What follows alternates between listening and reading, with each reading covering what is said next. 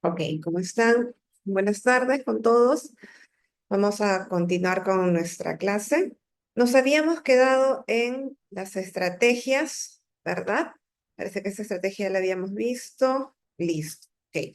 Vamos a continuar con las estrategias que utilizamos para la intervención en terapia. Otra de las estrategias que nos apoyan en el trabajo es el encadenamiento hacia atrás, que consiste en dejar un espacio para que el niño complete.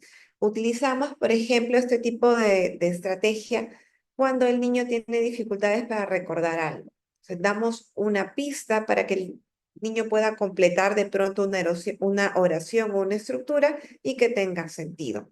Se utiliza muchísimo, por ejemplo, en el trabajo con vocabulario. Aquí se le muestra una imagen, en este caso suponiendo que estamos trabajando el vocabulario de adjetivos, ¿no? De grande, pequeño o de dimensiones, la especialista le diría, el elefante es, y mostraría en la imagen, para que la niña pueda completar con el adjetivo grande. Entonces, ¿qué está haciendo?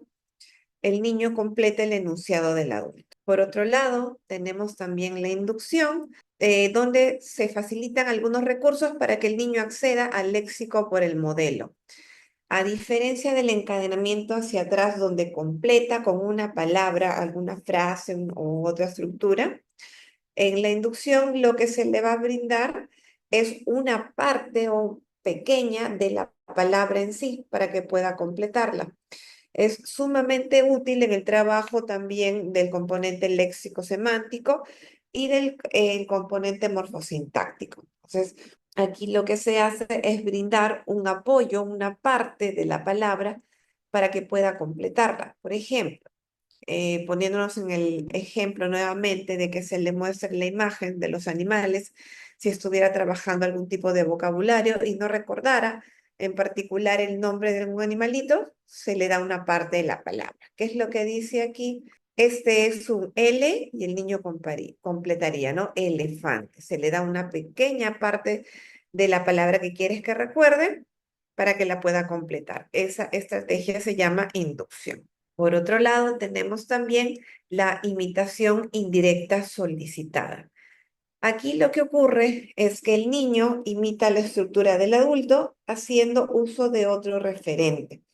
Para este tipo de estrategia, lo que es útil es tener en claro qué queremos trabajar, ¿no? Suponiendo que queremos trabajar adjetivos, en este caso grande, necesitaríamos varias imágenes de objetos o animales con estas dimensiones, ¿no? Para que haya el recurso para poder elicitar la palabra deseada en este caso. Entonces, la especialista muestra su propia lámina, que en este caso tiene un elefantito, ¿no?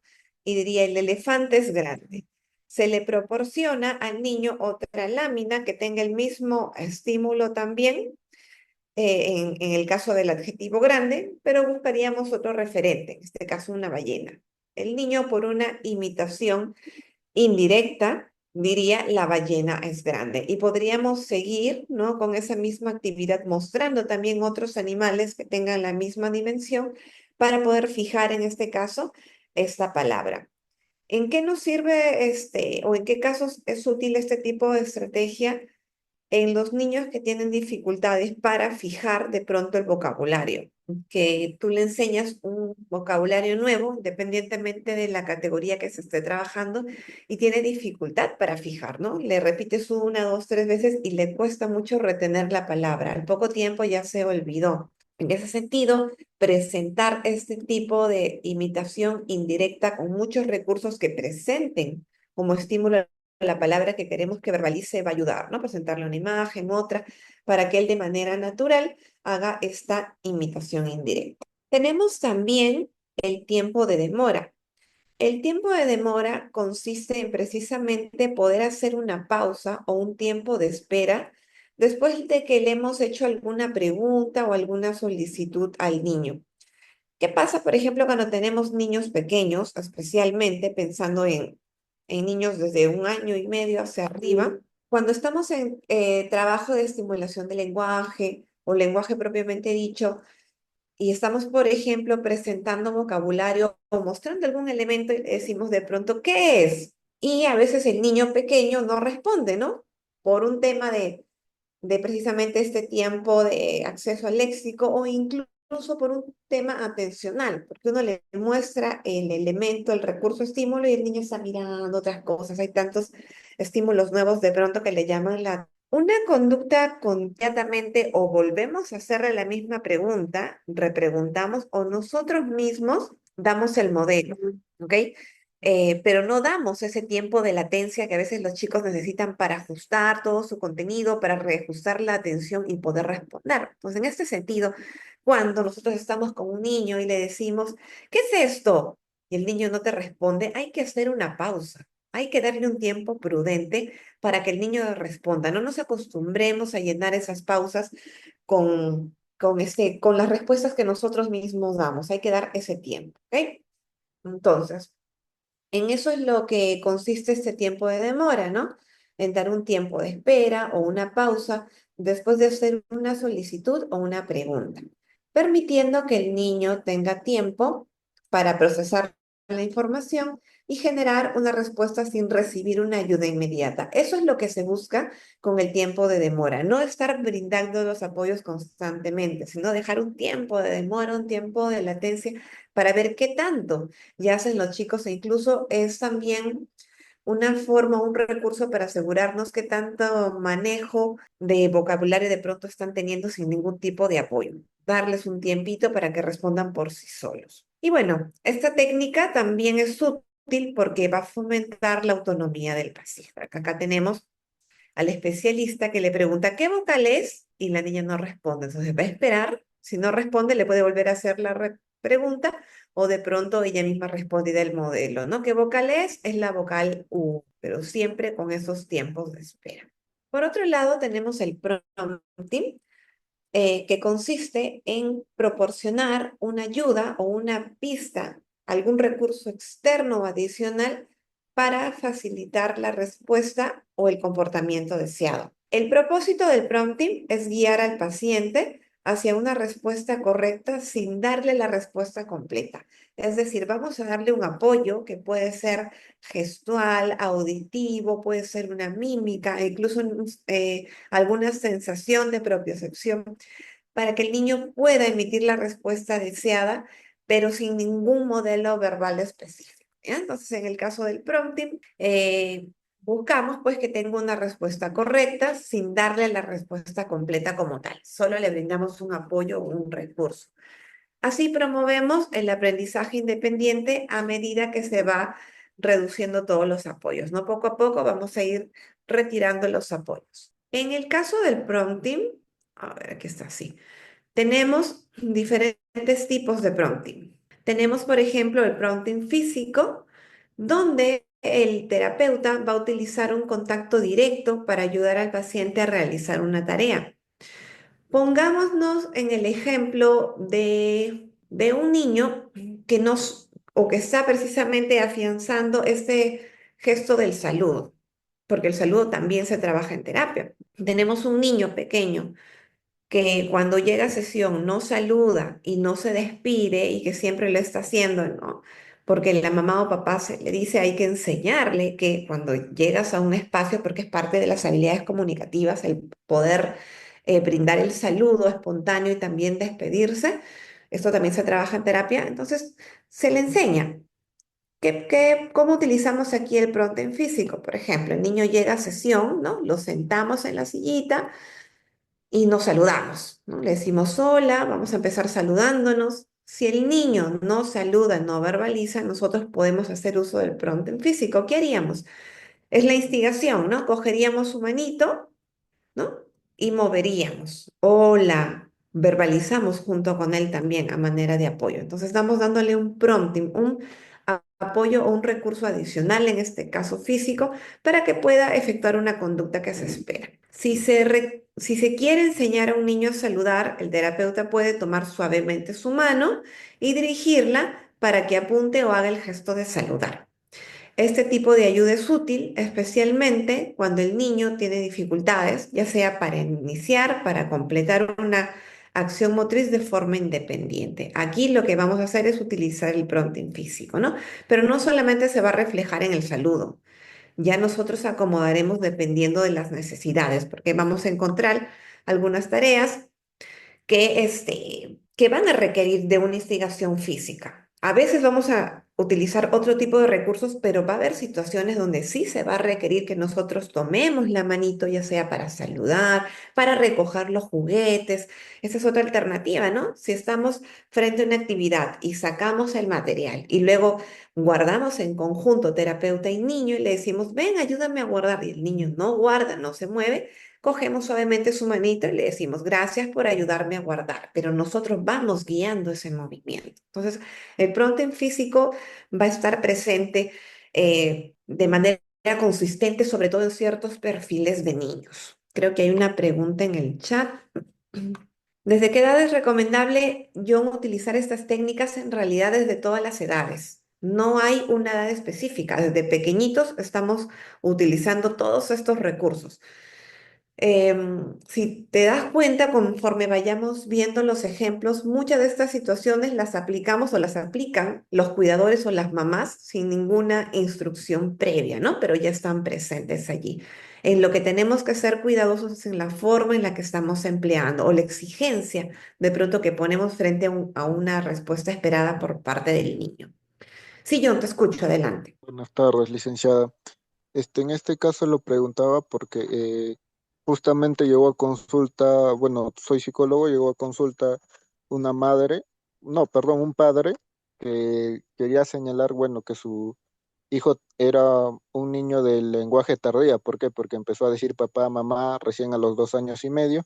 Entonces me indicaba que no podía decir otras palabras, pero sí la identificaba. Entonces cuando se le señaló justamente, por ejemplo, qué animal es esto para un niño de 3 años, él no lo podía pronunciar, ¿no? Ujú. Y me venía muy bien la técnica que me estaba enseñando, que vendría a ser que por ejemplo, si enseñas algo, digamos, ¿no? El elefante es grande y ellos por sí solo ya relacionan que la ballena es grande, ¿no? Por eso Exacto. señalaba esa duda, ¿no? Ah, ok. Respecto a esta estrategia, sí, la puedes utilizar en realidad de cualquier edad, pero por ejemplo un niño de 1 año y medio todavía no va a tener tanta madurez para poder dar una respuesta tan precisa. De pronto, si la misma técnica la ajustamos a una tarea más sencilla, probablemente sí la haga, ¿no? Frente a un movimiento, no lo sé. Pero de lo que me indicas de un niño de 2 años hacia arriba, sí va a tener más recursos para poder emplear esa estrategia. Y lo interesante de la imitación indirecta es que el niño tiene la sensación de que es una estrategia bastante interesante a nivel de autonomía. Gracias, John, por compartirnos. Y así como tenemos el prompting físico, que ya hemos hecho algunos ejemplos, ¿verdad? Tenemos también el prompting gestual.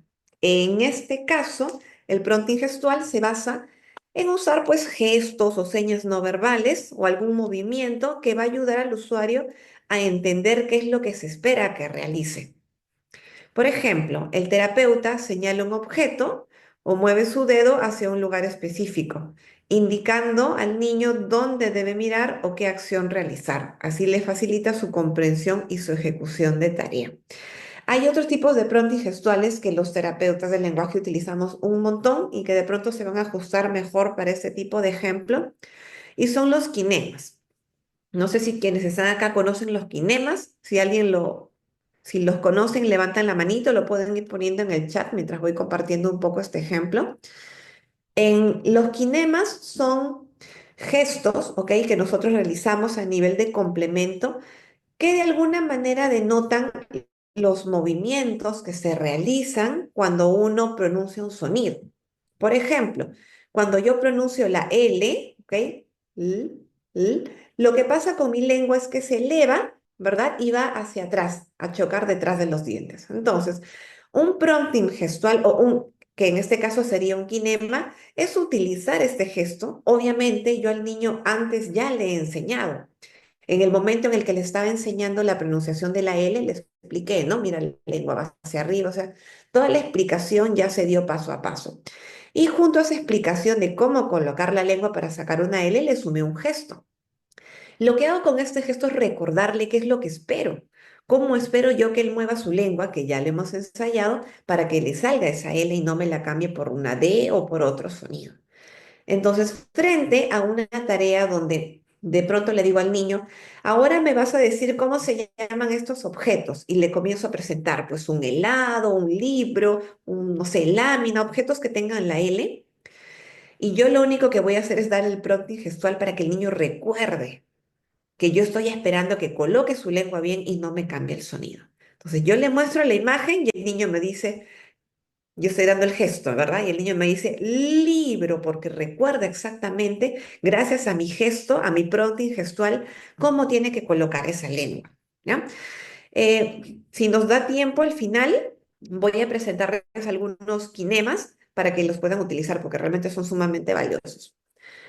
Entonces, esos promptings gestuales ayudan muchísimo. En este caso, para las dificultades de pronunciación son un recurso que siempre debemos utilizar porque los kinemas generan un cambio bien importante a nivel de pronunciación. Le ayudan al niño o a la niña a tener mayor conciencia. Y bueno, eso es lo que correspondería al prompting gestual. Como les indico, principalmente en tareas de pronunciación son bien bastante utilizados. Tenemos también el prompting visual. Recuerden que seguimos en la estrategia de prompting. Son los que estamos describiendo uno a uno cada uno de los tipos de prompting que existe. En cuanto al prompting visual, es algo que utilizamos constantemente, que los maestros también lo hacen un montón en clase.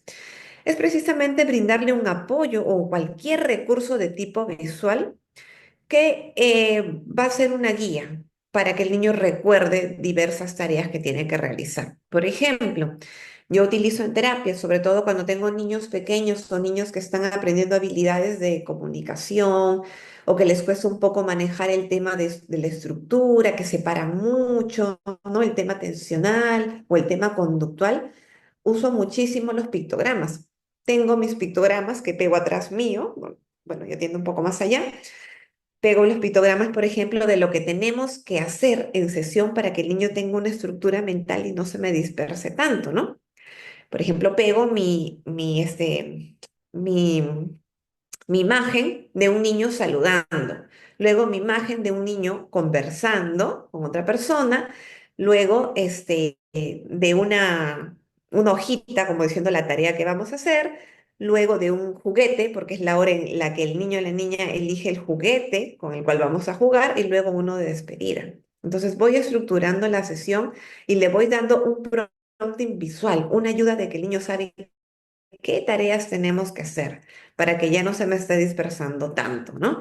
¿En qué me ayuda esto? Cuando tengo niños, por ejemplo, con dificultades de atención, que ustedes saben que les cuesta mantenerse sentados o les cuesta mantener la atención en una tarea y constantemente quieren ir, obviamente, y con todo sentido a lo que es más divertido, que es el juego, voy estructurando. Entonces, los chicos ya saben que primero vamos a realizar tres actividades antes de que llegue el premio, entre comillas, ¿no? La hora de jugar con algún material, algún juego de mesa.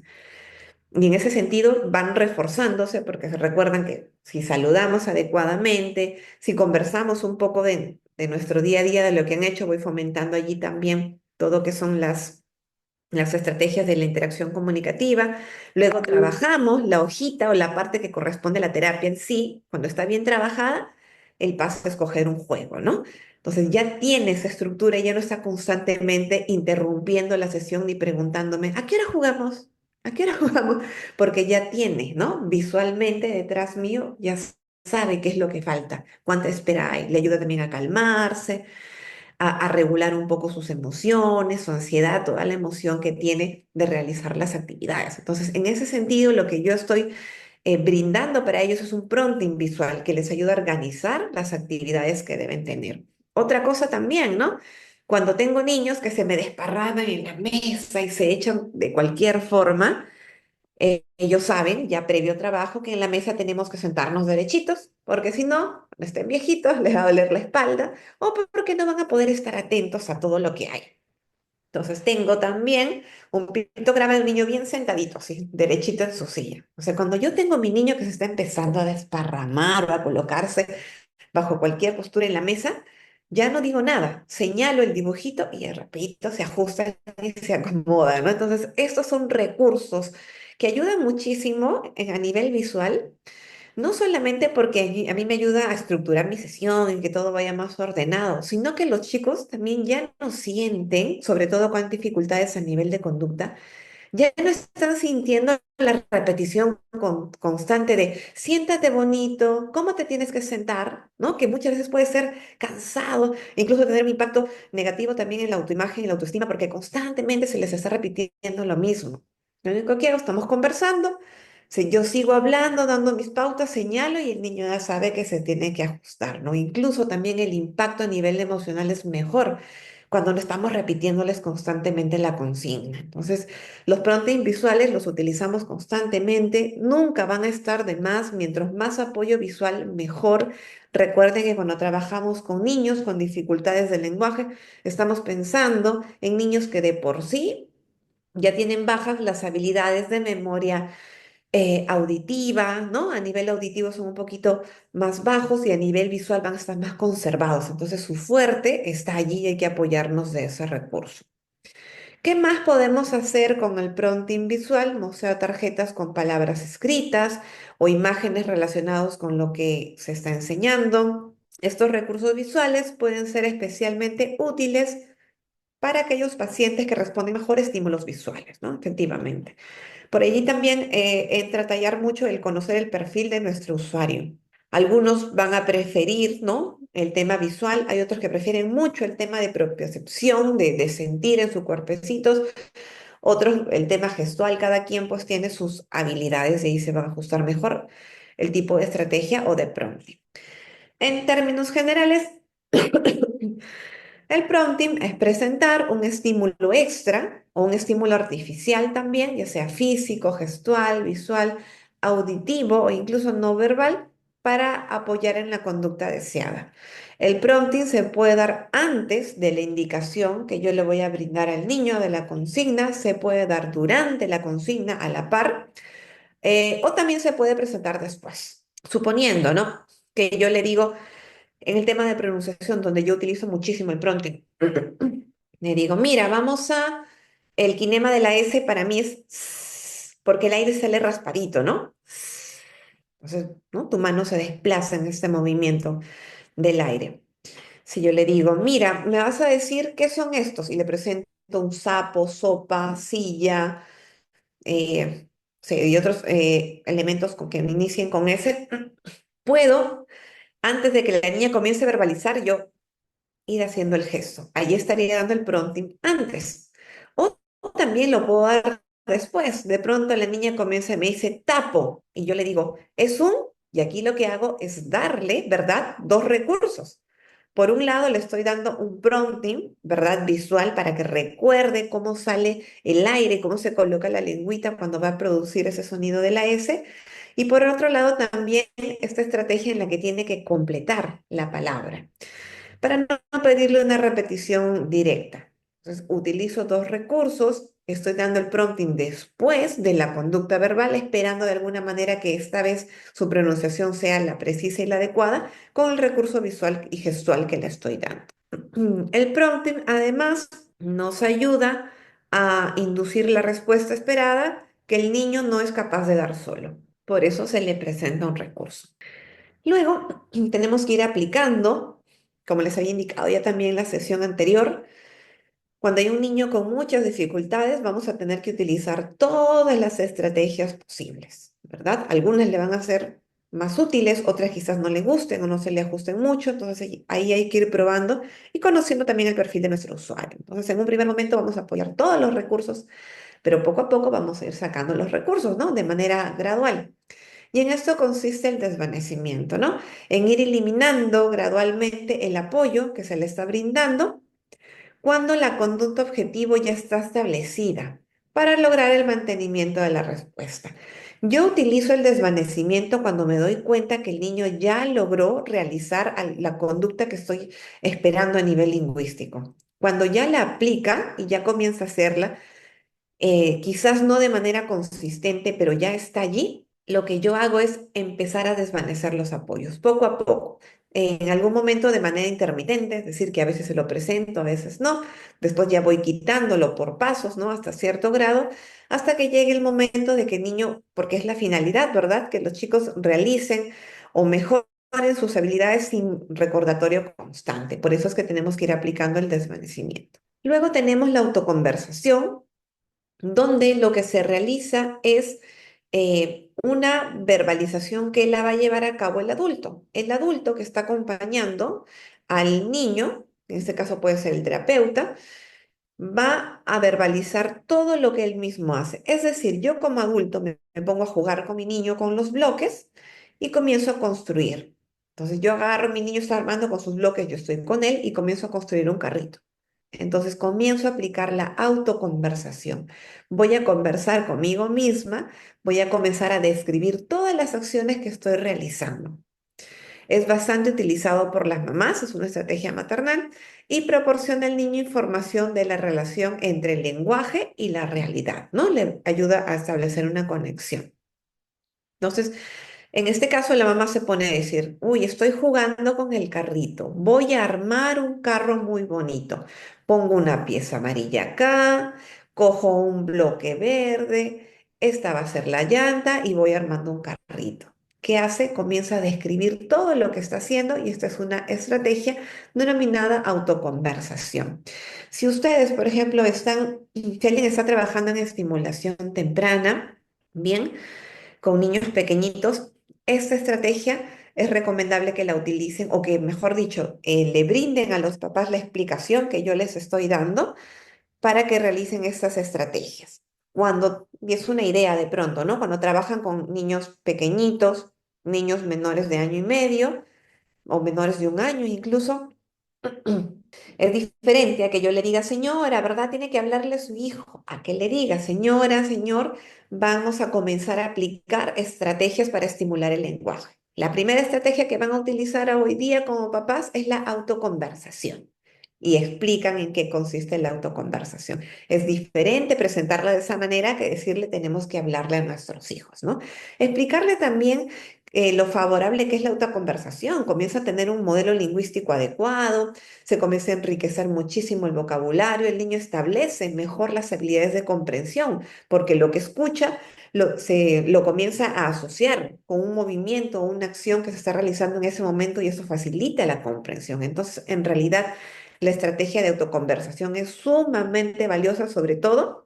Por otro lado, tenemos la estrategia del habla paralela, que en realidad también sigue la misma recomendación y la misma dinámica, porque aplica muy bien para bebés, también para niños más grandes, ¿no? En el habla paralela hay una verbalización de una acción que realiza el niño en el mismo momento que la está realizando. Es decir, que mientras en la autoconversación el adulto comienza a describir lo que el mismo adulto hace y te da el detalle, el paso a paso de sus acciones, en el habla paralela el adulto también va a comenzar a hablar y a detallar, pero las acciones que realiza el niño, ya no las que realiza el adulto.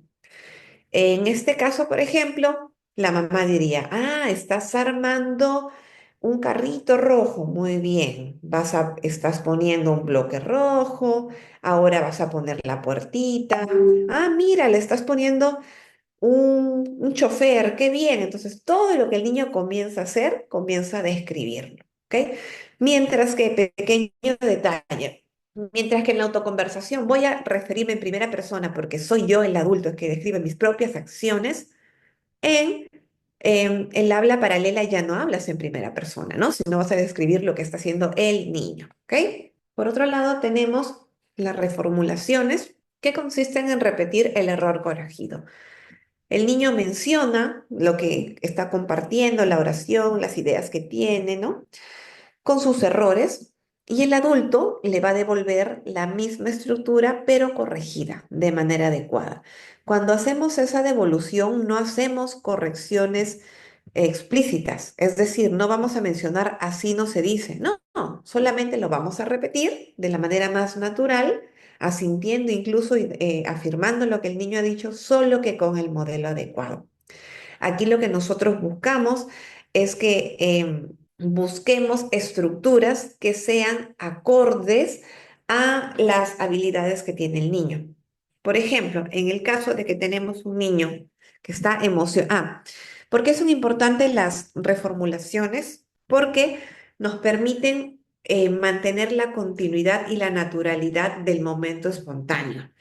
Mientras que algunas estrategias van a ser muy útiles y muy valiosas, pero de alguna manera requieren que le digas al niño, mira, espera, mira este dibujo, hacemos esto, ¿no? Y ya quita o corta el momento espontáneo y corta la naturalidad hasta cierto punto. En las reformulaciones no, se mantiene esta fluencia de conversación, porque el adulto devuelve la estructura adecuada sin pedirle al niño una repetición, de manera natural, de manera que la interacción fluye y continúa. Por ejemplo, tenemos a un papá y mamá, perdón, a mamá o papá y el niño que están en un contexto de interacción. Y el niño dice, dame el pelota. El papá se acerca y le dice, ah, ¿quieres que te dé la pelota? Te doy la pelota. Está devolviéndole la estructura que el niño ha dado con ciertos ajustes, pero ya con el modelo adecuado, ¿no? Con el uso correcto, en este caso, del artículo. Entonces, en eso consiste la reformulación. O incluso le puede decir, te doy la pelota, haciendo énfasis y entonación en la palabra adecuada. No cortó la interacción del niño, se mantuvo la espontaneidad, solamente brindó el modelo adecuado. En eso consisten las reformulaciones. O por ejemplo, en otro caso donde el niño dice que era un plátano. Ah, ¿quieres un plátano? Muy bien, toma un plátano.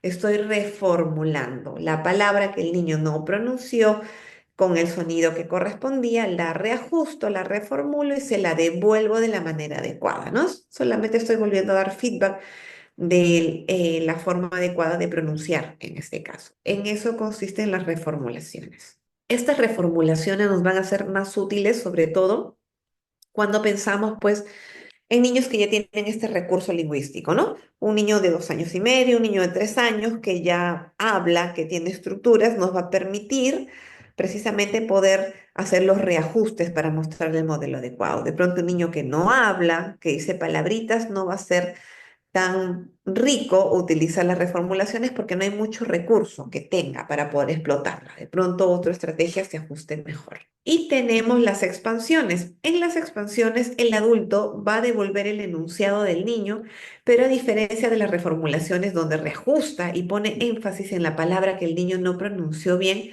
en las expansiones las oraciones o las producciones pueden incluso ser correctas, solo que el adulto devuelve el modelo mucho más enriquecido a nivel lingüístico.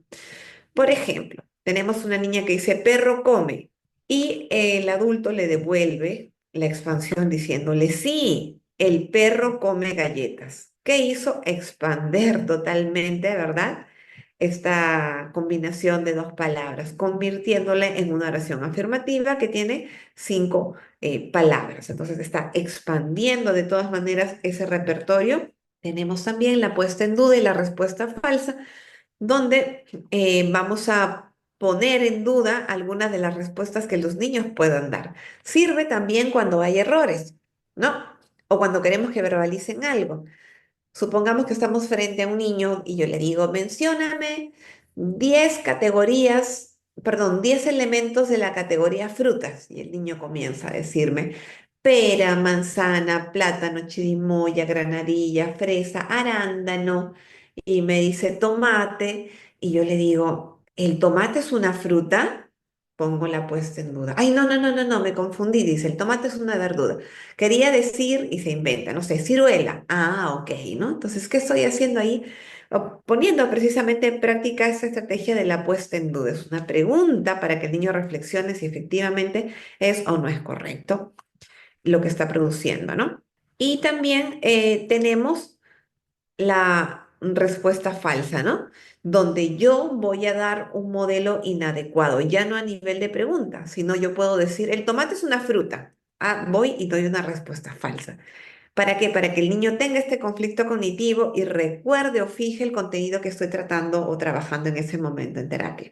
De pronto el niño me mira y me dice, no, no es una no es una fruta, es, no sé, una verdura, no sé, supongamos, ¿no? Entonces, ¿qué hago acá? que estoy utilizando la respuesta falsa para que el niño ajuste su conocimiento, su contenido y pueda expresarlo, verbalizarlo también, ¿no? Para eso sirve la puesta en duda y la respuesta falsa. ¿Cuáles son los objetivos de utilizar estas estrategias? Si bien estas estrategias las vamos a utilizar nosotros de manera consistente frente a las diversas edades que hay, sí se van a ajustar o es beneficioso utilizarlo desde las edades tempranas, pensando en una intervención temprana. Pero, ¿qué es una intervención temprana cuando nos referimos al lenguaje? La intervención temprana en lenguaje es un conjunto de estrategias, de prácticas y de enfoques diseñados para apoyar el desarrollo de las habilidades comunicativas, por un lado, habilidades lingüísticas, por dos lados, en niños pequeños. Su objetivo principal va a ser identificar y abordar estas dificultades lo más pronto posible, idealmente durante los primeros años de vida, ¿no? Aprovechando esta capacidad que tiene perdón, de la plasticidad cerebral en una etapa crítica del desarrollo. Entonces, la intervención temprana es valiosa, ¿verdad? Es útil y deberíamos aplicarla de manera oportuna, siempre que se pueda. ¿Cuáles son los objetivos de la intervención? Van a ir variando dependiendo de lo que estoy buscando, pero a nivel general, a nivel macro, cuando pensamos en objetivos, estamos pensando en que queremos que el niño tenga o que se comunique adecuadamente, que tenga todos los recursos para tener una buena comunicación en su entorno. En este sentido, lo que buscamos como objetivo va a ser desarrollar habilidades comunicativas básicas, ¿no? Básicas, que sepa interactuar en diferentes entornos. Aquí vamos a fomentar el uso de gestos, de palabras y frases simples para expresar necesidades y emociones. ¿Qué más? Vamos a buscar también como objetivo mejorar la comprensión del lenguaje. Y aquí vamos a ayudar al niño a que pueda entender qué significan estas palabras que le pueden resultar nuevas, a entender las frases que se realizan y también a dar órdenes simples u órdenes un poco más sencillas. Por otro lado, facilitan la interacción social porque promueve habilidades pragmáticas como el turno conversacional, la atención conjunta y el uso funcional del lenguaje. Y por último, nos ayudan a prevenir futuras dificultades para minimizar el impacto de los retrasos en el lenguaje en el desarrollo global. Entonces, la intervención temprana siempre va a ser útil. Si yo ya sé que tengo un niño de pronto con alguna condición sindrómica, algún síndrome, no voy a esperar, ¿no? A que recién presente las dificultades más evidentes del lenguaje. Voy a empezar con una intervención temprana. Es bastante recomendable en las personas que tienen, o los bebés, ¿no? Que tienen algún tipo de síndrome, de trastorno o de condición física, que puedan realizar una intervención temprana. ¿Por qué es importante? Porque nos ayuda a prevenir futuras dificultades, como por ejemplo minimizar el impacto de los retrasos del lenguaje, ¿no? En el desarrollo global. Respecto al plan de intervención, hasta este punto, ¿alguien tiene alguna consulta? ¿Hay preguntas o hay dudas? Ya que está todo claro, vamos a pasar entonces a detallar el plan de intervención. En el plan de intervención, nosotros tenemos que empezar a trabajar este plan de intervención eligiendo qué componente del lenguaje es el que queremos abordar en terapia. Y este componente se va a escoger dependiendo de las dificultades que presente el niño. Usualmente podemos empezar con el componente léxico semántico si es que el niño requiere poder profundizar o mejorar sus habilidades de vocabulario o de relaciones entre palabras. Vamos a empezar a trabajar con el componente léxico semántico. Si tenemos un niño que solamente presenta dificultades a nivel de pronunciación, voy a definitivamente empezar a trabajar con el componente fonético, fonológico, ¿no? Luego de elegir o establecer bajo con qué componente del lenguaje vamos a trabajar, nosotros vamos a pasar a fijar los objetivos de la terapia. Allí lo que hacemos es, ay, perdón, poder ver qué es lo que estoy buscando, ¿ok? ¿Qué busco de la intervención en sí? ¿Qué necesito mejorar para poder redactar un objetivo de terapia y que este tenga una estructura concreta que me permita poder medir en el tiempo el desarrollo del niño. Y bueno, después de que ya tengo claro mi objetivo de terapia, comienzo a seleccionar qué tipo de actividades voy a trabajar. Comienzo a ver qué material que tengo en casa me puede servir para un objetivo puntual. Supongamos que quiero trabajar el, no sé, el vocabulario, disculpen que siempre lo repita, pero es el más común. Empiezo a escoger mis actividades. De pronto digo, ya, aquí voy a trabajar con láminas, aquí voy a traer frutas reales para que el niño tenga una experiencia más vivencial. De pronto opto por un juego de mesa, de supermercado. Por ejemplo, tengo acá mis, no sé si se ve, mis canastitas, ¿no? Como si fuera una compra y su material, bueno, tejido en este caso, pero concreto porque el niño puede manipularlo, ¿no? De lo que son frutas y verduras. Entonces, todo ese material que voy a utilizar, yo lo comienzo a seleccionar después de tener bien claro cuál va a ser mi objetivo de terapia. Por ejemplo, si tengo un niño pequeño que, como nos mencionaba el compañero, ¿no? Solamente se comunica con algunas palabras, es muy probable que yo elija como objetivo de terapia empezar a mejorar el vocabulario del niño. De pronto empiezo por incrementar el vocabulario de alimentos, ¿no? O el vocabulario, no sé, de juguetes, de animales, de prendas de vestir. Escojo una categoría a trabajar para poder ir pensando qué actividades voy a realizar en terapia. ¿Cómo debe ser un programa de intervención? El programa de intervención nosotros debemos empezar a pensarlo o ajustarlo de alguna manera pensando en un primer trimestre de intervención o de sesiones. ¿Cuántas sesiones contiene un trimestre? Va a depender del niño. Van a haber niños que van a llevar de pronto solamente una vez por semana, ¿no? Va a haber niños que van a llevar 2 veces por semana y otros que van a llevar hasta 3 veces por semana, que de pronto no es tan común también por un tema de adquisición, ¿verdad? No, las terapias no son baratas, no son gratis. Finalmente van a requerir de una inversión, un presupuesto aparte de la familia para que se dedique a las terapias cuando son en entidades de manera particular, ¿no? Entonces, aquí yo tengo que ir viendo cuál es la frecuencia de terapia que tiene el niño. Si el niño tiene una frecuencia de terapia de 3 veces por semana, de todas maneras voy a trabajar con un informe trimestral que voy a entregar cada 3 meses. Perdón, que después de 3 meses voy a hacer un seguimiento a ver cómo va el niño, ¿no? Y voy cambiando también los objetivos cada 3 meses en teoría. Em, si tengo un niño que va con menos frecuencia a la terapia, pensando en un niño que va a terapia una vez por semana, de pronto no trabajo con el criterio del trimestre, ¿no? Si no voy a comenzar a fijar mis objetivos para un periodo de 5 meses, ¿no? Voy ajustando la cantidad de veces que el niño va a estar de manera presencial en sesión y las que no, ¿no? Voy contabilizando eso para poder sacar un estimado de cuánto tiempo va a estar el niño. Sin embargo, independientemente del tiempo en el que esté, se recomienda trabajar el plan de intervención en función a 3 meses, a un trimestre. Entonces, ¿con esto qué quiere decir? Que yo voy a programar mis actividades o voy a ir dirigiendo el componente del lenguaje con el cual quiero abordar o con el cual quiero trabajar sobre el niño, ¿ok? Y comienzo a establecer mis objetivos. Todo tenemos que tenerlo escrito en una programación. Vamos a empezar, por ejemplo, colocando los datos generales del usuario, su edad, su escolaridad, el responsable de la sesión, que en este caso sería cada uno, ¿no? El nombre del terapeuta. La fecha de inicio, como fecha de inicio nosotros vamos a colocar cuando empieza a aplicar, a llevar sus sesiones de terapia como tal. Y el horario es, pongamos, martes y jueves a las 4 p.m., si ese es el horario del usuario, ¿no? En la programación como tal, en realidad es sencilla, ya más requiere de la creatividad de cada uno en cuanto a las actividades que plantea y propone para la terapia.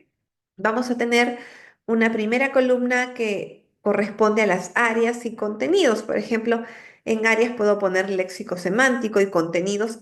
De repente quiero explicar una habilidad específica. Si estoy trabajando vocabulario expresivo, pondré área, componente léxico semántico y abajo vocabulario expresivo de partes del cuerpo, pues, ¿no? Para ir detallando lo que se va trabajando. En los objetivos, vamos a redactar un objetivo que puedes, un objetivo que denote precisamente qué es lo que yo estoy buscando dentro de la sesión de terapia para que el niño pueda lograrlo después del tiempo del periodo de trabajo, ¿no? Por ejemplo, el objetivo que tenemos acá como ejemplo es el niño será capaz de identificar 10 palabras de la categoría animales y luego pongo el criterio de logro sin apoyo, es decir, solito, sin láminas aparentemente, durante 3 sesiones consecutivas. Ese va a ser mi objetivo. ¿Qué me dice este objetivo? Que cuando el niño me diga 10 elementos o 10 animales sin error, ¿verdad? En, en 3 sesiones consecutivas es que ese niño ya logró ese objetivo y puedo pasar a trabajar otro. Los criterios de repetición de cuántas sesiones lo va a determinar cada terapeuta, ¿no? Dependiendo de su niño. Y en esta última columna se van a detallar cuáles son las técnicas o procedimientos que se van utilizando. Podemos colocar también el nombre de estrategias y voy detallando. De repente a la derecha opto por utilizar la estrategia de prompting auditivo. Entonces coloco, ¿no? Voy a ir detallando la actividad que realizo y las técnicas que voy aplicando también en cada una de estas tareas. ¿Ok? Muy bien, vamos a hacer un pequeño break, por favor, de 5 minutitos y retornamos en 5 minutos, ¿ya? Para continuar con la clase, por favor. Ok, entonces. Vamos planeando, ¿verdad? Nuestros objetivos de terapia, vamos planificando también nuestras actividades y ahora vamos a ver algunos ejemplos de actividades de intervención, ¿ok? Dependiendo del componente del lenguaje que se vaya a trabajar. Esta propuesta de actividades está basada en Víctor Acosta y en Ramírez, ¿ok? En el libro Intervención en lenguaje y alfabetización temprana. Entonces, de pronto, si quieren revisar más actividades, más propuestas, pueden encontrar el libro que es sumamente práctico. Van a encontrar todo bastante detallado, ¿no? Entonces, esta parte, estas actividades son propuestas de ellos. Vamos a ver, vamos a conocer entonces cuál sería la propuesta de intervención en fonética y fonología y qué actividades pueden servir para este trabajo. Primero, vamos viendo cuáles son los objetivos que se plantean en este componente. Estos objetivos en esta parte están dirigidos de manera gruesa, ¿verdad? Un objetivo amplio que cada uno debe contextualizar para colocarlo en su informe, ¿ya? De su plan. Tenemos que contextualizar el objetivo, no podemos dejarlo así tal cual está, tiene que ser cada vez más específico. Entre los objetivos tenemos estos 6 que pueden servir de guía o de modelo, reducir la variabilidad de alguno de los sonidos del habla, tanto en la misma palabra como en las palabras diferentes. ¿Qué quiere decir este objetivo? Que se busca que la producción del sonido sea estable, ¿verdad? Que no esté variando tanto, que no hayan por un momento omite el sonido, en otro momento sí lo produce. No, aquí se busca que se estabilice un poco más. Por otro lado, también tenemos el objetivo de favorecer las habilidades para hablar mejor. En este caso, lo que se busca es mejorar la estructura de la sílaba y la formación de las palabras. Luego, eliminar los errores que afectan a ciertos tipos de sonidos a través de enfoque de rasgos distintivos y de patrones de error. En este objetivo, por ejemplo, lo que se va a buscar es identificar, ¿no? Si hay ciertos grupos de sonidos que están alterados, ¿no? Si hay ciertos patrones de error para poder eliminar esos errores. Y también facilitar la adquisición de las consonantes más tardías de los grupos consonánticos o las sílabas en palabras de gran dificultad. Además de planificar objetivos para los consonantes que aparecen poco o nunca en registros efectuados. En este caso, por ejemplo, en este libro ustedes van a encontrar que hay una propuesta bien amplia de actividades para chicos, para niños pequeños, pero también para niños más grandes. Por eso en fonología, de pronto en el libro van a encontrar, para quienes trabajen con niños grandes, bastantes ideas de actividades para niños que ya están inmersos o empezando a entrar a esta etapa educativa de la lectoescritura. Entonces, por ahí hay bastantes recursos interesantes. Y también lograr la estimulabilidad a la habilidad de un sujeto para imitar un objetivo de intervención, es decir, ser capaz de producir un sonido tras una clave visual o auditiva. Aquí busca, por ejemplo, reforzar mucho el aspecto fonológico, la conciencia de que el niño identifique un sonido para que pueda producirlo adecuadamente. Y también aprender el punto articulatorio, ¿no? Desde un punto de vista más fonético, enseñar el patrón motor de producción para que el usuario lo pueda aprender. Vamos a ver aquí también que un sonido es considerado emergente cuando es producido correctamente entre el 10 y el 50% de todas las ocasiones o en uno o más contextos fonéticos. ¿A qué nos referimos con emergentes? Que vamos a darnos cuenta que el sonido está empezando a producirse o está empezando a aparecer en su repertorio, tal cual como menciona acá, cuando es producido correctamente entre un 10 y un 50% de veces, ¿no? En ese sentido, vamos a ver esta actividad, que es una actividad para desarrollar la percepción auditiva. ¿Qué podemos hacer aquí? Oír sonidos del ambiente para crear un libro en el que dibujen y escriban acerca de los sonidos que oyen. Usar un lenguaje descriptivo para que hablen de los sonidos que están escuchando en los sitios donde viven o en sus casas. Por ejemplo, Pepe oye a su perro ladrar persiguiendo a un gato, ¿no? Entonces vamos integrando también esa información auditiva con todo el contexto y bagaje lingüístico que se le va entregando al niño. Además, aprender que las personas pueden hacer sonidos con distintos objetos. Pueden hacer sonidos golpeando con los lápices sobre la mesa, pueden hacer sonidos agitando algunas lentejitas, abriendo y cerrando cierres, pegando, despegando tiras de velcro, ¿verdad? Que van a hacer un sonido distinto, cortando con las tijeras, em, entre otras situaciones que van a generar un sonido, ¿no? También identificar objetos por su sonido. Por ejemplo, vamos a utilizar pantallas o cartones para que el alumno no vea los objetos, ¿verdad? Se coloca una barrera para que no los vea y luego tú vas haciendo el sonido correspondiente, haciendo sonar el objeto para que él adivine qué es, ¿no? De pronto yo hago esto, porque el Zoom no es tan sensible a los sonidos. Ok, bueno, no capta, la videollamada no capta el sonido. Pero de pronto, ¿no? Ahora lamentablemente no se escucha, pero yo voy presentándole sonidos sin que ustedes vean qué es. Entonces puedo hacer sonar una bolsa, puedo hacer sonar por otro lado una cajita con lentejitas, por otro lado puedo hacer sonar una campanita. En un primer momento se le va a mostrar al niño el sonido con su elemento y luego ya no, que no ve y tiene que identificar a qué corresponde cada sonido. Por ahí, con ese tipo de trabajos, vamos perfeccionando las habilidades que puede tener a nivel de percepción auditiva. Ya. ¿Qué más tenemos aquí?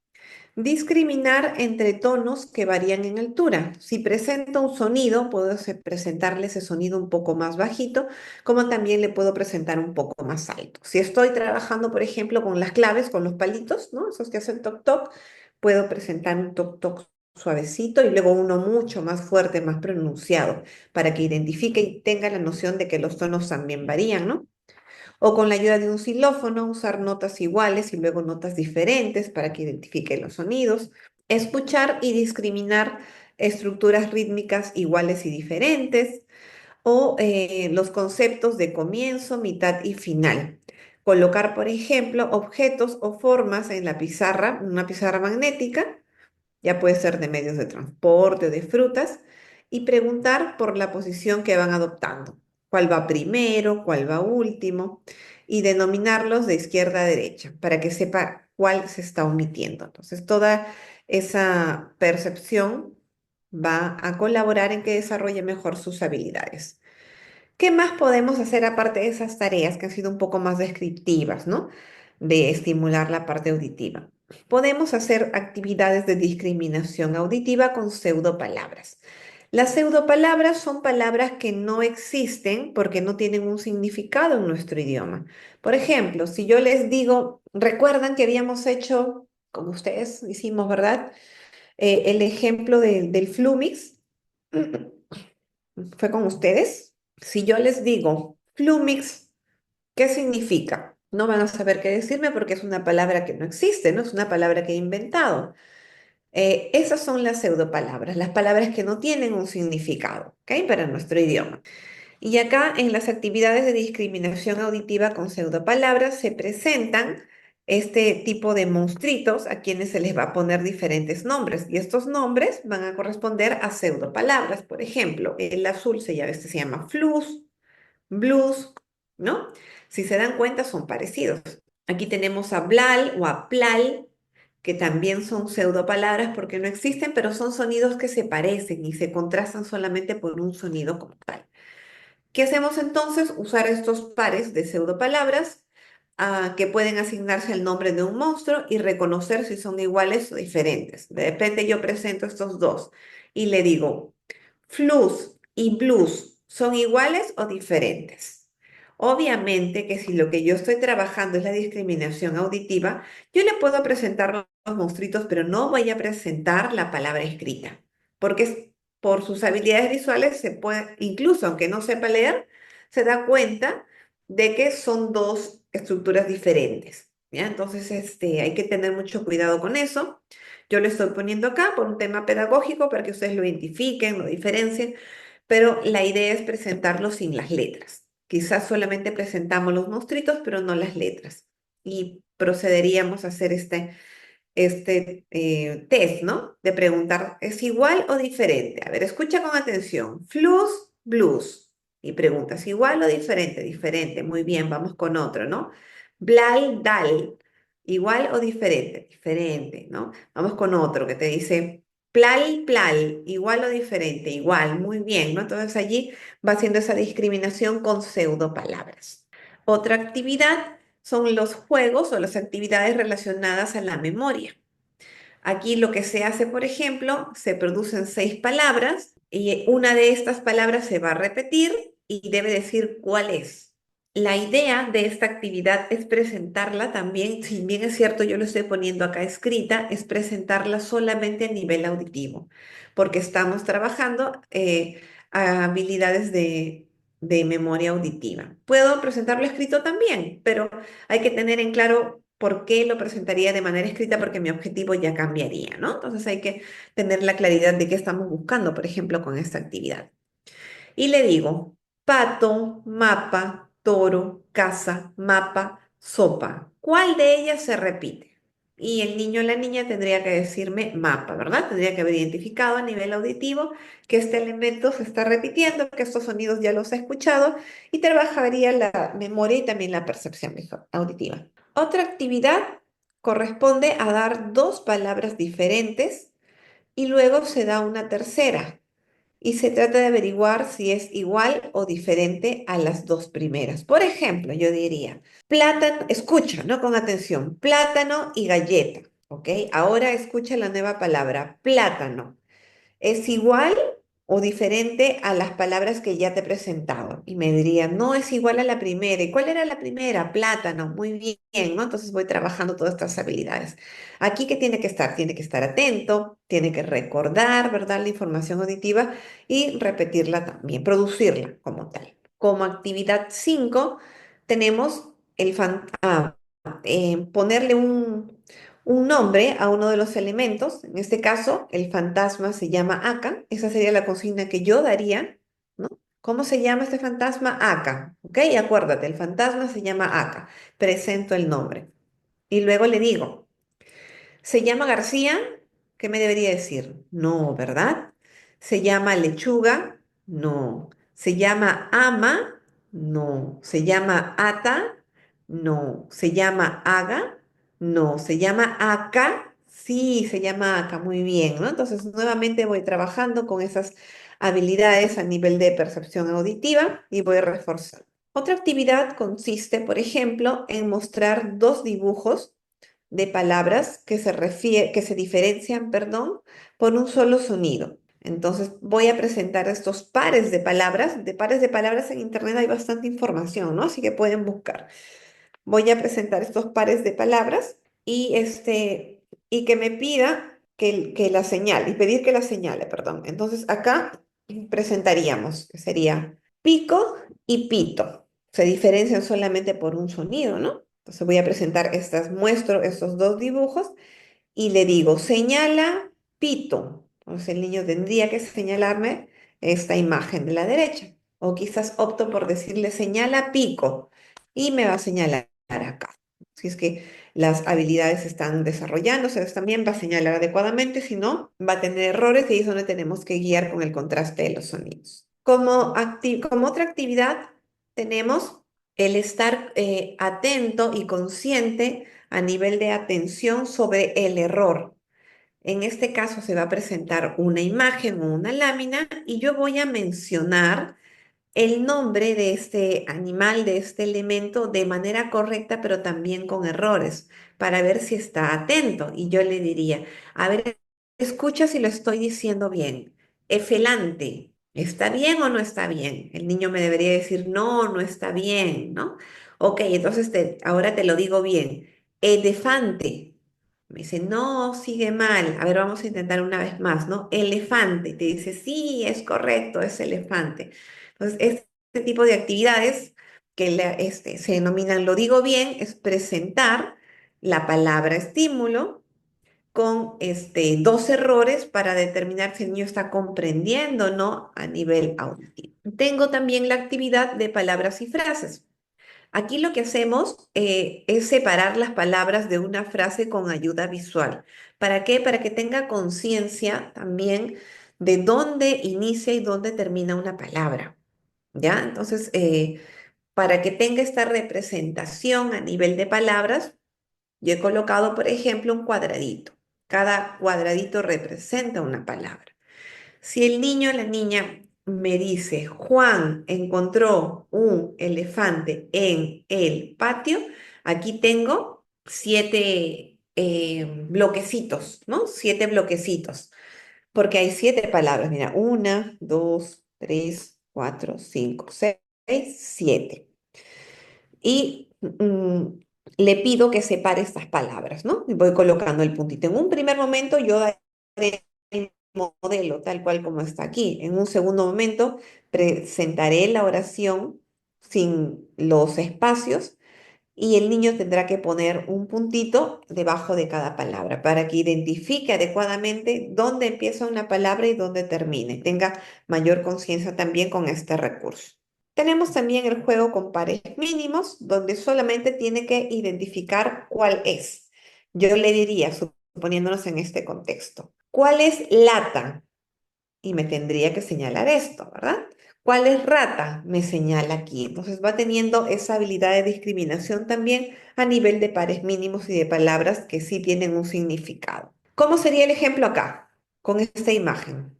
¿Quién lo escribe o quién abre su audio y hace el ejemplo? Rana, rama. Muchas gracias, Nina. Exacto, ¿no? Acá tenemos el ejemplo de rama y rana que se diferencia solamente por un sonido, que en este caso sería la M y la N. Y vamos viendo también cómo identifica, ¿no? Le diría señala rama y espero que me ponga el dedito acá, ¿no? Señala rana y voy haciendo este contraste.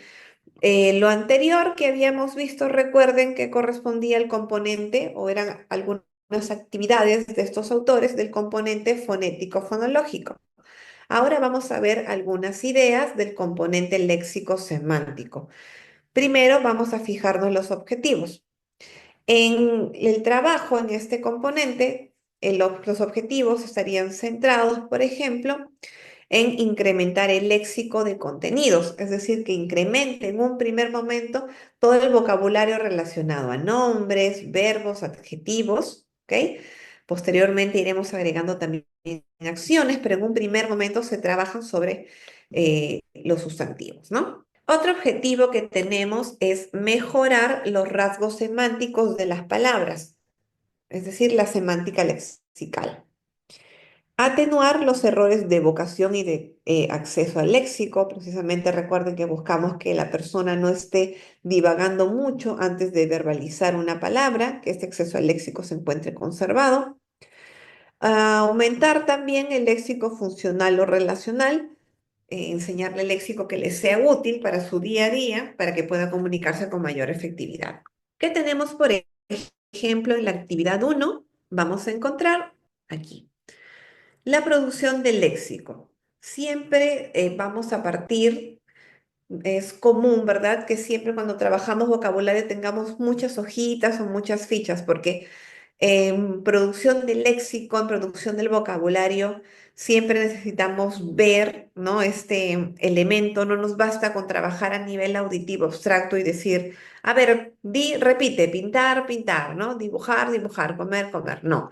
Cuando trabajamos aquí buscamos que el niño verbalice a través del estímulo visual que él mismo está identificando. Entonces, para producción de léxico, sí debemos tener nuestras tarjetitas. Recuerden que las categorías que se manejan también son importantes porque necesitamos tener tanto elementos que correspondan a seres vivos, objetos o a sustantivos en general, pero también quizás si el apoyo va a ser a nivel visual, algunos pictogramas de acciones, de verbos, como podemos ver aquí, para poder juntar y tener producción de estructura un poco más adelante. A ver. Hasta aquí alguien tiene una consulta antes de seguir. Todos están tan callados que siento que estoy solita en la sala. ¿Sí están? ¿Todo está claro? ¿Hay preguntas? Todo claro. Gracias, Maribel, por responder. Ok, vamos a continuar entonces. Entonces, en la producción del léxico siempre es importante que tengamos nuestras tarjetas, ¿no? Recuerden, por un lado vamos a tener sustantivos y importante también que lo tengan seleccionado, porque cuando trabajamos léxico necesitamos tener nuestras tarjetas de vocabulario, por ejemplo, de alimentos, de partes del cuerpo, de animales salvajes, animales domésticos, prendas de vestir, juguetes, ¿qué más? Otra categoría básica, creo que no me estoy olvidando nada, esos, ¿no? Pero así como tenemos sustantivos, porque se dan cuenta cuando pensamos en animales, en prendas de vestir, en comidas, todos son sustantivos. También necesitamos tener nuestras tarjetas o nuestras cartillas de las acciones o de los verbos, porque posteriormente el niño va a tener que combinar ciertas frasecitas y para combinar frases necesita tener un buen vocabulario a nivel de elementos en común, pero también un buen vocabulario de acciones, si no, no va a poder combinar palabras. Tenemos, por ejemplo, aquí la propuesta de actividad de clasificación. ¿Qué va a realizar aquí? Se va a mejorar el acceso al léxico y aumentar el léxico mediante láminas con imágenes de objetos. Vamos a presentar láminas con imágenes de objetos y vamos a pedirle que clasifique. Por ejemplo, si yo presento todos estos elementos, ¿quiénes deberían ir en un solo grupo? ¿Cómo los agrupo? Aquí deben salir dos grupos de elementos. ¿Cómo los agruparía nuestro niño o nuestra niña? Ujú. Así es, ¿verdad, no? Por instrumentos musicales y medios de transporte. O sea, allí ya está clasificando. En esta actividad ya no solamente se trata de emplear su léxico, sino también de emplear sus habilidades semánticas, porque ya a lo que es camión, moto, tren, barco, no solamente le va a dar un nombre, sino que le va a dar una categoría, que son medios de transporte. Entonces va mejorando esas habilidades. Por otro lado también, ¿no? Ya no se trata solo de maraca, tambor, flauta, trompeta y xilófono de manera aislada, sino que todos estos pertenecen a un conjunto, a una categoría, a un grupo que se denomina instrumentos musicales. Otra propuesta de actividad es la clasificación, donde se ofrecen imágenes de animales y se clasifica siguiendo criterios distintos. Por ejemplo, yo le puedo decir, encierra los animales que tienen dos patas. ¿A quién debería encerrar si tiene que encerrar animales de dos patas? Ok, a las aves, ¿verdad? Al tucán, al águila, al pingüino, exacto, ¿no? Si le digo, encierra a los animales que tienen pelo, ¿qué animalitos deberían encerrarse? Si su criterio va a ser encerrarlos por los que tienen pelo. Vamos a tener al gato, a la cebra, al gato, al mono, al tigre, ¿verdad? Entonces vamos variando ese criterio. En esta clasificación, si se dan cuenta, ya comienza a haber más flexibilidad. También se van trabajando las habilidades de flexibilidad mental, porque es poder salir, ¿verdad?, de una categoría que de pronto ya tiene establecida, quizás ya tiene en su mentecita, animales marinos, animales salvajes, no sé, animales domésticos, ¿no? Pero ahora implica que de alguna manera se junte un doméstico con un salvaje, porque sí tienen características en común. En este caso se están asociando por el pelaje, ¿no? Por el recubrimiento de su cuerpo. Entonces, en esto consiste la clasificación. Vamos ampliando ese conocimiento que tiene, esas estructuras que ya está formando. Le enseñamos también que puede flexibilizar y que puede haber ciertos cambios en lo que ya conoce o agrupar los elementos de una forma nueva, a la esperada o a la usual. De pronto por la forma de desplazarse, ¿no? Encierra todos los animales que nadan. Y ahí estaríamos, pues, encerrando a la ballena y al tiburón y al delfín, perdón, al pingüino, también nada, ¿no? También tenemos las actividades de mapas semánticos, que ya son para chicos más grandes. ¿En qué consisten los mapas semánticos? Precisamente en brindar, ¿ok? El detalle de información de un elemento puntual, que puede ser la forma en la que quiero describirlo, los alimentos que come, cómo su apariencia física. Entonces, voy a utilizar para todo esto recursos visuales. Por eso es que ven aquí en este mapa semántico que no hay texto. Lo que hay son imágenes que ya nos dan una noción del animalito en cuestión que está al medio de todos sus estímulos. Por ejemplo, acá, ¿no? En este perrito tiene una casa de perro, tenemos imágenes que también nos denotan o de pronto si yo estuviera en una exposición y le hago a mi niño su mapa semántico, va a tener mejores recursos para recordar cuál es el contenido que quiere expresar de manera verbal, ¿no? Entonces yo podría decir, miren, con todos estos apoyos, que acá tenemos la casita, la variedad, las patitas, las actividades que puede realizar, la forma en la que nace, que es mamífero y vivíparo, y lo que come. Entonces, con este mapa semántico y estas ideas que van relacionadas al eje central, pero todavía se están sueltas, puedo yo empezar a crear una definición más consistente. ¿Qué podría decir con toda esta información y no olvidarme al momento que la voy a verbalizar? De pronto yo digo, el perro es un animal carnívoro que nace de la ¿no? Vivíparo, nace de la barriga de la mamá, que tiene cuatro patas, puede ser su pelo puede ser de diferentes colores, formas y tamaños, vive en la casa y en algunas ocasiones lo utilizan para trabajar arreando el ganado, ¿no? En las granjas. Yo con esta información que la tenía primero de manera suelta, ¿verdad? Lo que hago es organizar todo para poder dar una definición más completa. Entonces, el recurso de mapas semánticos es sumamente útil. ¿Qué más tenemos aquí de una gallina? Si se dan cuenta, aquí está la casita de la gallina, los tipos de gallinas que pueden haber, algunos o gallos, algunos son de pelea, otros son más caseros, más domésticos. De qué se alimenta, que acá vemos que hay pasto, semillas, lombrices, también podemos detallar eso, ¿no? Cada vez la información se pondría un poco más fina, ¿no? Más puntual. Y aquí hay otro ejemplo que ya ustedes lo revisan, ¿no? Que es de las clases de animales que hay, mamíferos, aves, peces, reptiles, anfibios y cada uno con sus características a nivel de nacimiento, ¿no? Entonces aquí se va brindando todo ese detalle.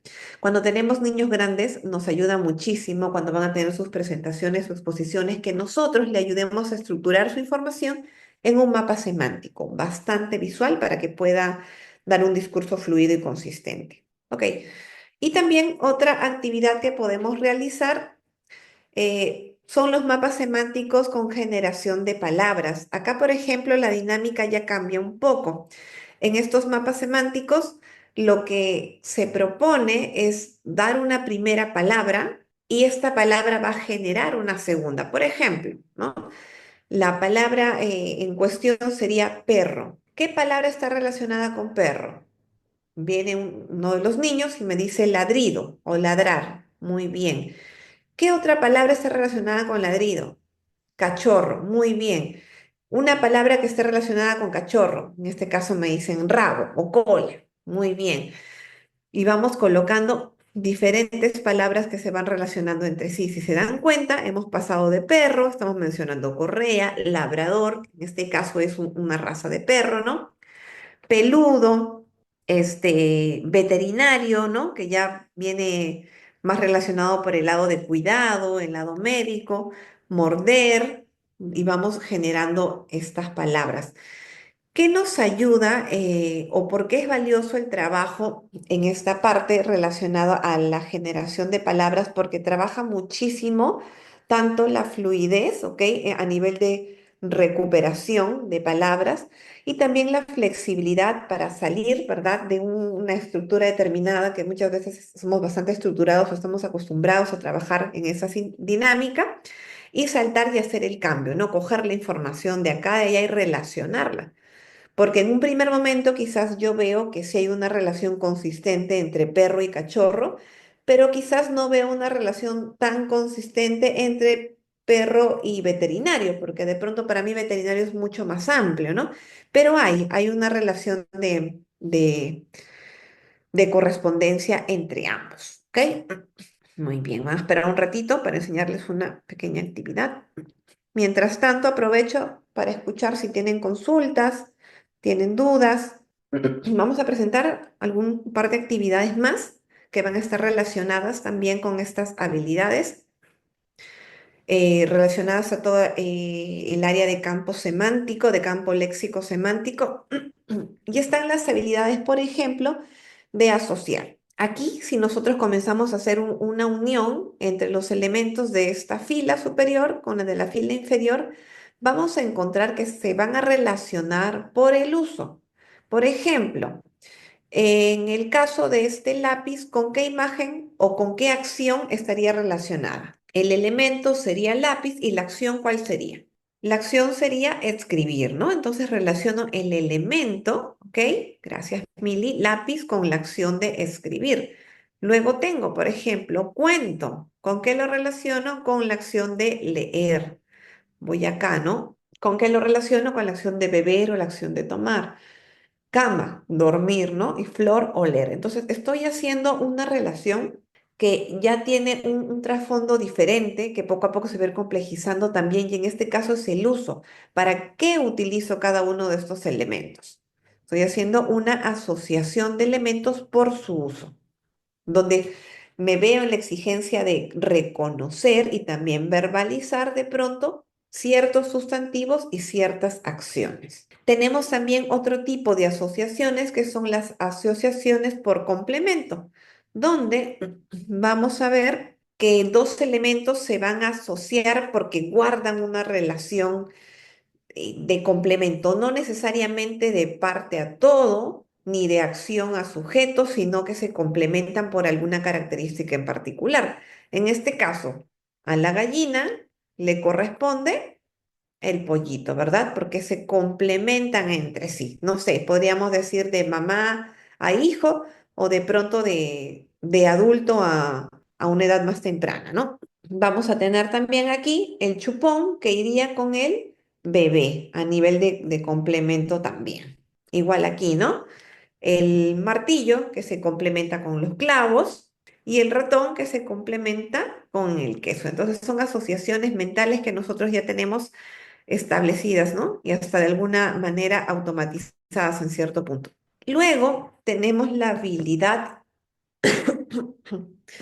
de poder establecer estas relaciones en función a una causa y un efecto. Iría, ¿verdad? Con este perrito, porque soy capaz de determinar que este es el efecto y esta es la causa, ¿no? Después del baño, el perrito ya está limpio.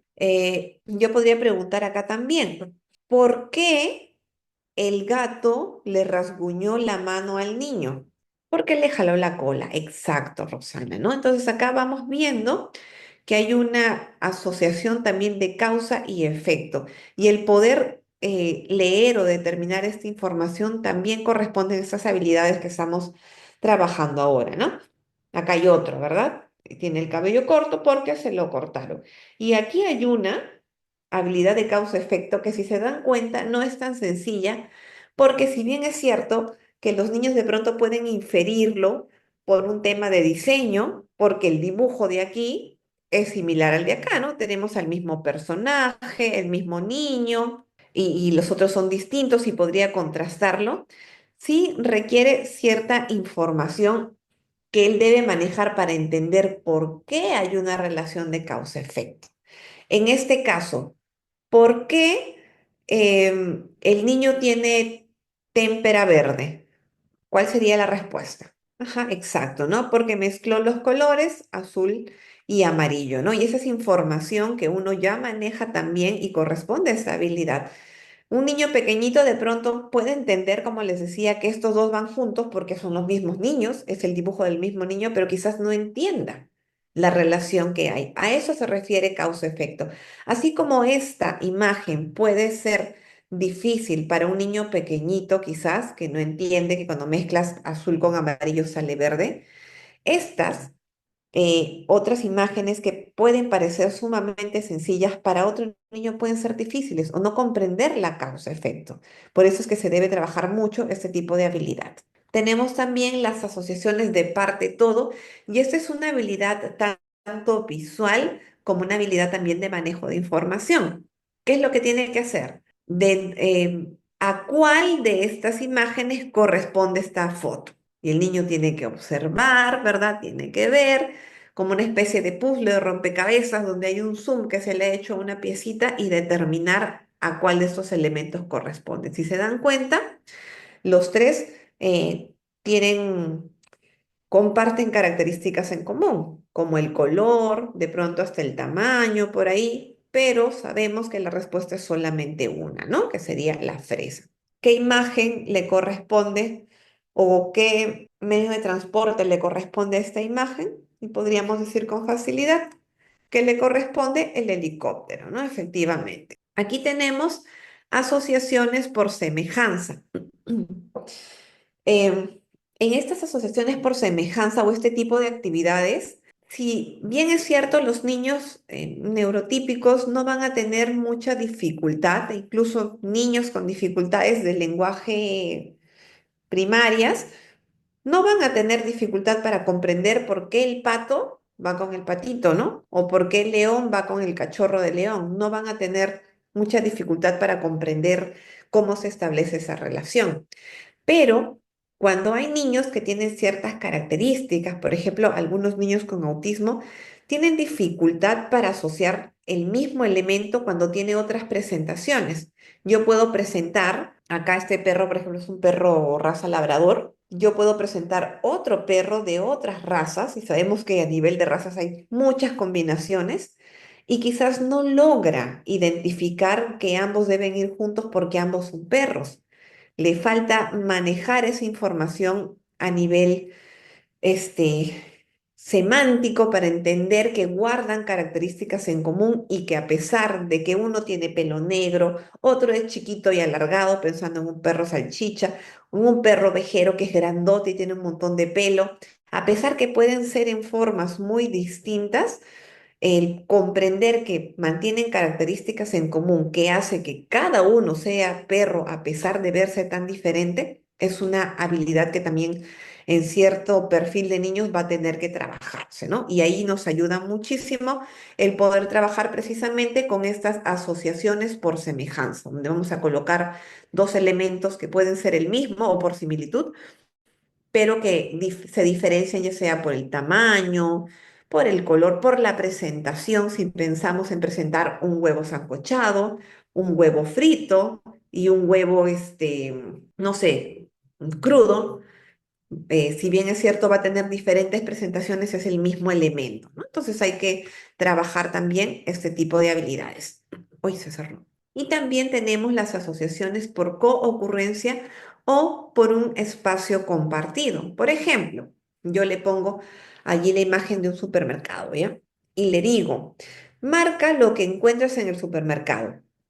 Las opciones son vegetales, mascotas y frutas. ¿Qué me debería marcar el niño? Así es, ¿verdad? Vegetales y frutas. Entonces vemos que si bien es cierto que de alguna manera vegetales puede ser una categoría y frutas es otra categoría, ambos van a coocurrir o compartir el espacio del supermercado. Ambos los podemos encontrar ahí. Que el niño pueda hacer esa inferencia de que ambos elementos pueden estar presentes en un espacio en común, también es algo que algunos chicos quizás no puedan interpretar. Va a haber niños que van a pensar que en un supermercado puedes encontrar o no pueden comprender que algunas cosas también pueden estar allí a pesar que la categoría sea distinta. Si bien es cierto acá vegetales y frutas son categorías similares, de pronto yo podría colocar útiles de escritorio, porque hay supermercados que también tienen, ¿verdad?, una sección donde venden gomas, cosas más básicas, gomas, lapiceros, cuadernitos, pero puede ocurrir también en el mismo espacio, a pesar de pertenecer a una categoría diferente a la que son los alimentos. Y por otro lado, las relaciones semánticas, ¿no? Perdón, las familias léxicas cuando establecemos este tipo de relaciones semánticas, donde van a encontrarse elementos que van a ser la base para que surjan o den origen a otras palabras que tienen relación con este elemento principal. De la palabra mar, por ejemplo, tenemos las palabras derivadas, por decirlo así, submarino, marinero, marisco. Cada una va a tener su propio significado, pero guardan en común una relación con esta palabra, con la palabra mar. Vienen incluso de esta palabra, surge cada una de estas, ¿no? El submarino no podría existir sin el mar, el marinero tampoco podría existir sin un mar y de igual manera el marisco. ¿Qué tenemos también? Tenemos aquí en pan. Pan da origen a panadero, también da origen a panadería y también da origen a empanada. Si bien es cierto, empanada tiene una estructura diferente en pan, hada, guarda relación con la palabra base que es pan. Y por otro lado tenemos que también tiene relación con zapatero, con zapatería y con zapatilla, ¿no? Van a ser familias léxicas que tienen una base en común, que es la palabra zapato, y que guardan cada uno de estos elementos relación con el elemento que les da origen, ¿no? Que es el zapato. Bueno, en vista que está todo claro, que no hay consultas, doy por finalizada la clase, ¿no? Parece que todo ha quedado claro, ¿ok?